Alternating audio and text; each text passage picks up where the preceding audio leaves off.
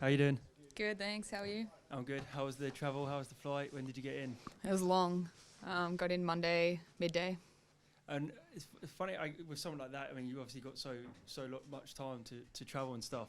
Do you find yourself just going over the fight all the time, or are you quite good at sort of like switching off and thinking about other things? No, I'm pretty good at switching off. I tried to sleep most of the flight, so it was alright. And when did you get the call that you're coming over and actually you're now going to be main event? I didn't get the call. I woke up on last week on Monday morning and I saw on Instagram that the Fabian fight was off and that I was the main event. Does that change anything? Like, is there any sort of rush of emotions, like maybe more excitement, a bit more nerves because obviously your headline? Does anything change at all, sort of mentally? Not really. I was a little bit more nervous. I was a bit more worried that I had to do more media stuff fight week, but that was about it. And how are you sort of taking it all in? You're here now, a couple of days away, speaking to us. How have you found it all? Yeah, it's been pretty similar to all the other fights I've had with Bellator, so it's been pretty much the same. And talk about Leah. Is she a fight that you've watched before? Did you have a sort of vision that you'd probably end up sharing the cage with her one day? Yeah, so I've seen her fight before. Ever since I joined Bellator, she's been on the list of people I wanted to fight. She's obviously someone who, when you talk about the media stuff now, maybe that's not your favourite part of the week, but she's obviously someone who I think probably takes to that a little bit better, right? I think so. I think she does a bit of presenting and stuff. If that's her thing, good for her. I don't love it. Why not? I mean, I just don't. What do you kind of make of Leah? I mean, she's obviously she's kind of having an interesting time outside of the cage at the moment. I'm not sure if you follow any of that stuff, but she's, like, in general as an opponent, what do you make of Leah, having been someone you've been watching for a while?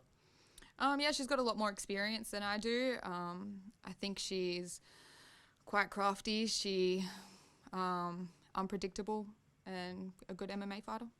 You were supposed to fight in Dublin, right? I was, yeah. And obviously it was the opponent that got hurt, right? Yeah. So obviously it's been a frustrating year, I would imagine. Yeah. Having to sit out for. It's been pretty much a year on the button coming up to this fight. Yeah, it's been a year. So, yeah, I feel like I got matched for my fight in Dublin in February and then found out when I got to Dublin that the fight was off. So that was already like a huge 6 months leading up to that fight. And then another, 3 months later, we're here. So it's like been 9 months that I've been preparing for this fight.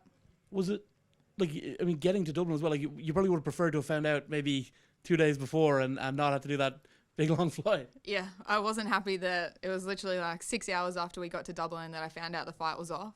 So that was really annoying. Like, she did her knee. Surely she knew a couple of days before then. But anyway, it is what it is. We got to have a holiday. And what did you get up to in Ireland? So my partner, his family is from Ireland. So we got to visit family and enjoy the weather.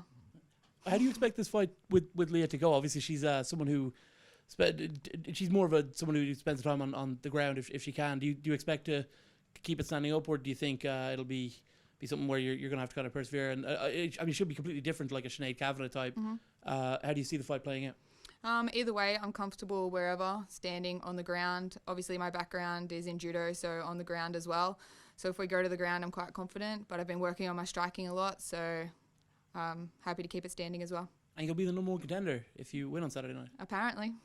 Will that mean that you'll kind of have an even closer eye on this whole Cyborg fight that's going on next month? I will, but who knows what will happen. Leah was promised Cyborg in the past, so I'm not going to hold my breath for that fight either. Just going to take one fight at a time.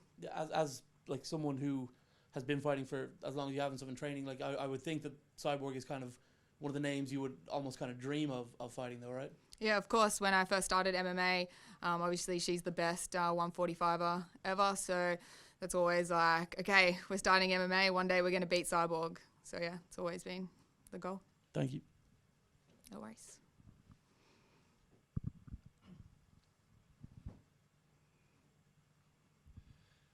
Congratulations on the main event. Obviously, we've seen a load of really good fighters come out of Australia. I'd be interested from your side, kind of what's contributed to this, and were there any kind of fighters that inspired you when you were coming to come out?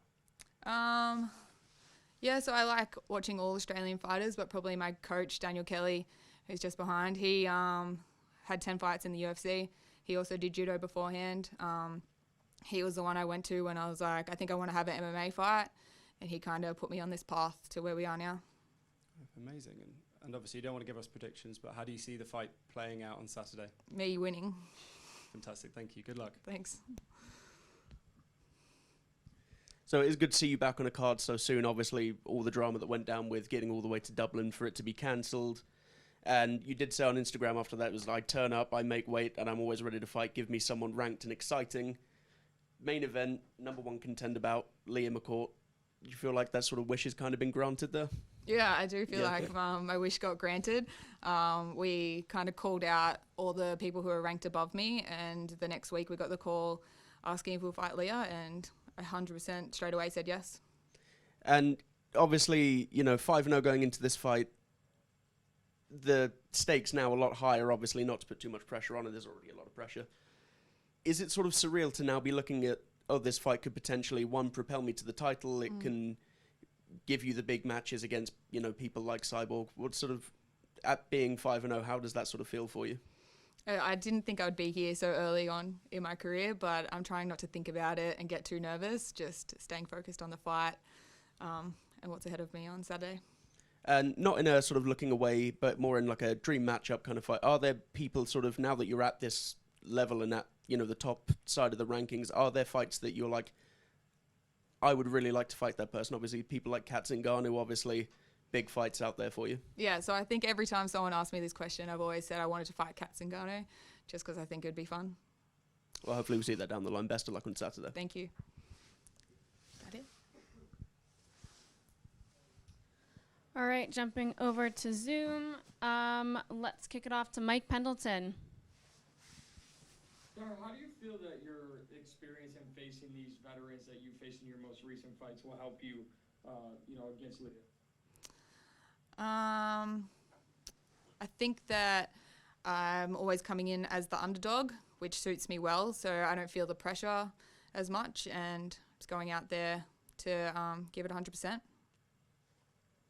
I know you said you won't hold your breath for what's next if things go according to plan for you on Saturday. So is it just come on, you're open to whatever they throw your way as long as it makes sense moving forward? Yeah, so I'm not going to say yes to anyone, but I want to keep fighting ranked opponents if Cyborg's not next, and keep the path going upwards, not down. Awesome. Thank you so much. No worries. Any other questions on Zoom?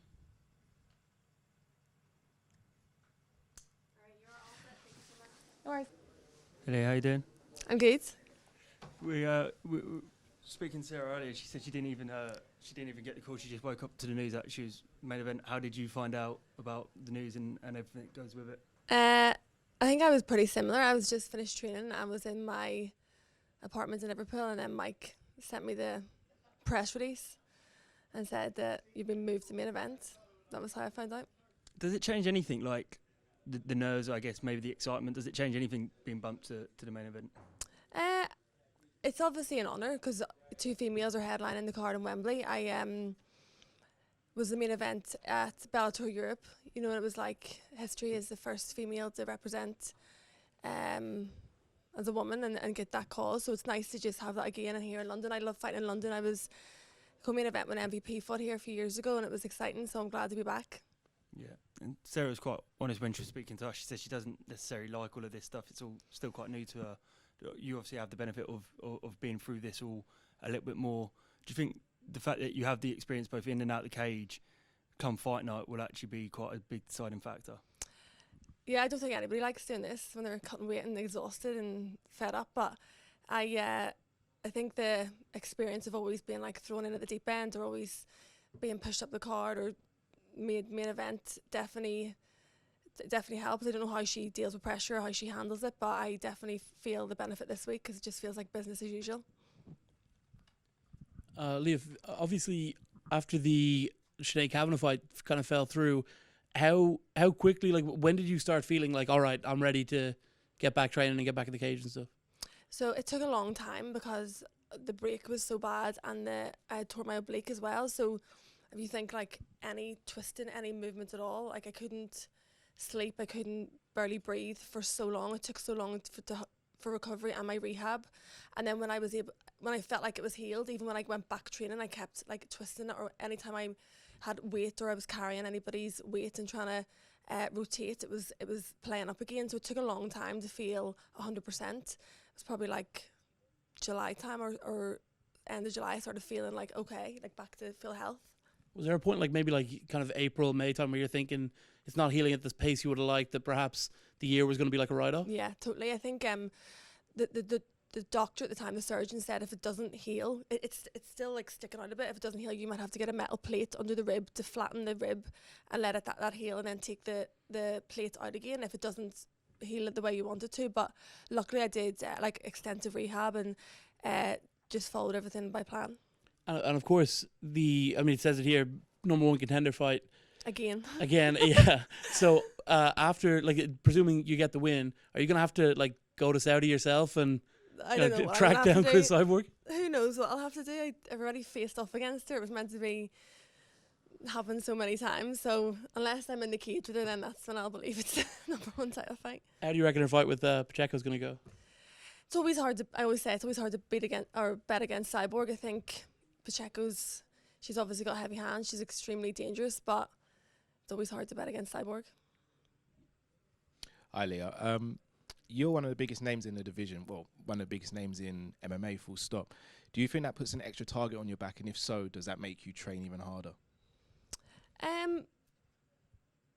It probably puts an extra target. People, obviously, it's a big opportunity for Sara, isn't it? She's coming in and she can. It's a big opportunity for her to kind of shine. But I think I'm used to that from the start of my career. I'm always have extra pressure, extra expectation. I just am kind of used to it by now. You're known for your ground game, but do you think people underestimate all the other skills that you bring to the table as well? Yeah, I don't think I've actually got to show that. Like, I am comfortable on the feet. I think especially a lot of my last fights have been grappling heavy camps, because there's such Kat Zingano, Sara McMahon, they're all extremely talented grapplers. They were quite wrestling heavy camps, and we knew the clinch was probably going to come quite early. So we've definitely been working on our striking and trying to just improve every camp, trying to get better every camp, and hopefully show that on Saturday. So, as you said, it's history with you guys, main event in this card. She's going into this fight undefeated. How big of a scalp would it be for you to take that from her record? Yeah, she's extremely tough. She's shown that she can hang with different styles of fighters. I think that she's not used to the kind of pace or pressure that I bring. A lot of my fights are quite high pace, and I think it's different to her, especially on fight night when you're waiting around, you're waiting, you're going to be the main event. It's kind of like extra pressure. I think that'll play into my hands. And finally, from me, this has been advertised as the #1 contender. Again. Are you hoping for Cyborg to win? And if so, how do you think you match up against her? Yeah, I think obviously, ideally, if I was fighting for the title, it would be against Cyborg. She's she is the best of all time. She's the biggest name. She's fought everyone. She's won all the belts. And I just always believe that there's a way to beat anyone you come up against, no matter their experience or skill set. And I believe in my team and my training partners, and we will find a way to win.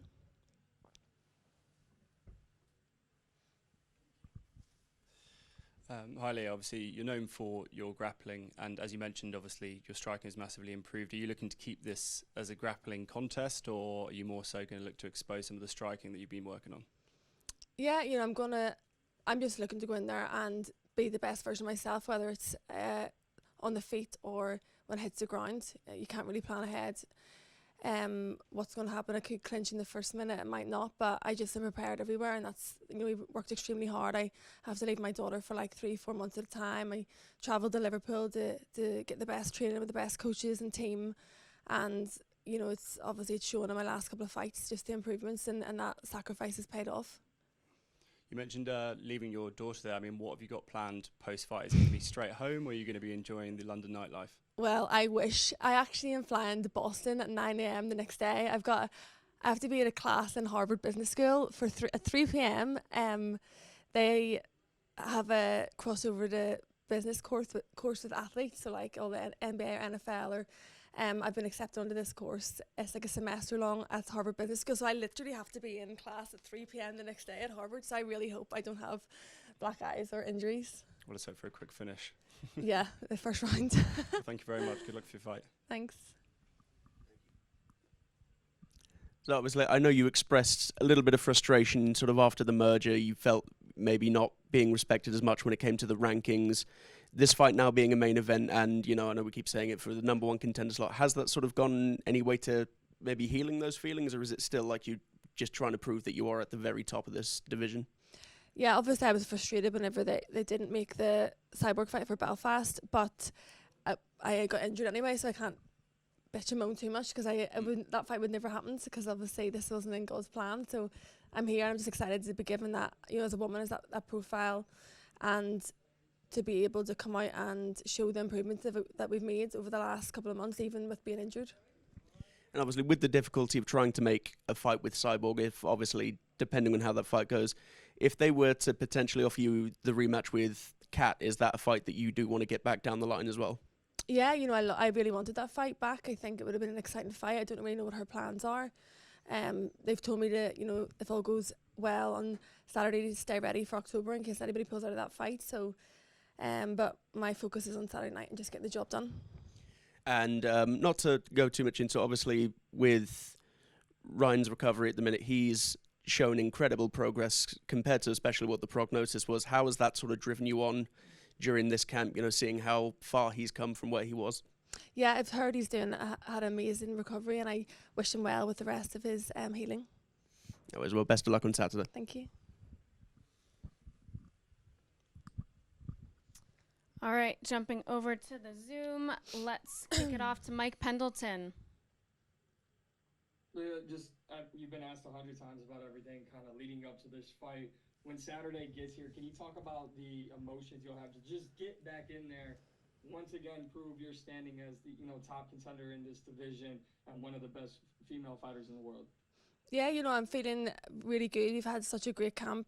So much hard work has been put in the gym, and I just, that's where the hard work really does happen. It's like getting into the gym every day, leaving my daughter, leaving home, going to Liverpool. Like, that's where the sacrifice I make. And on fight night, I just have to go in and get the job done. I always give 110% in camp, and I always leave everything in the cage, so I never have to worry about not doing my best. So I just have to let go and just show the best version of myself. Now, Sara said this is a fight she's been wanting since she got into Bellator. Your name she's been calling for and asking for. As a veteran of the sport, when you see someone like a Sara Collins who's just getting started in her pro career, is this somewhat of a compliment? And do you welcome a challenge of a young, hungry challenger like her? Yeah, good for her. She's had some good wins, and why not? Why should she not be given this opportunity? I think she's a tough opponent, and she's got a great skill set. So I'm just excited to see what way the fight goes and to have a good fight. What message do you want to remind the world of with your performance on Saturday? That I'm coming for that belt. Thank you very much. All the best. All right, last question goes to Jacob Castro.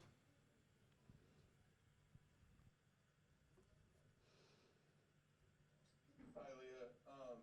I just joined a little bit late, so I'm not sure if you got asked this yet, but there's just been a lot of back and forth between you and I believe your former team, a lot of intense accusations. I was wondering if you have any statement on anything. We're not doing questions on that. This is to promote Bellator London.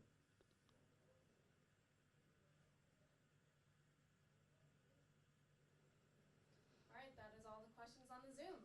Thank you. Thanks, guys.